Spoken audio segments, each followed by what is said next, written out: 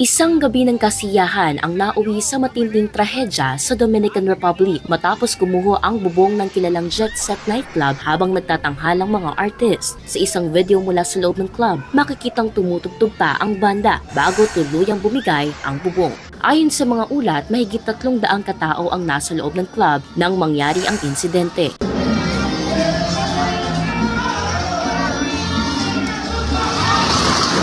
Tinatayang nasa 184 ang kumpirmadong nasawi, kabilang na ang dating mga manlalaro ng Major League Baseball na sina Octavio Total at Tony Blanco. Sa isang aerial video, makikitang gumuho ang gitnang bahagi ng gusali kung saan matatagpuan ang mismong audience area. Hindi pa tukoy ang sanhi ng pagguho ng bubong, ngunit ipinahinto na ang rescue operations matapos ma-recover ang ilang bangkay sa loob ng 2 araw. Para maging updated sa mga happening abroad, mag-follow at mag-subscribe sa social media pages ng News 5.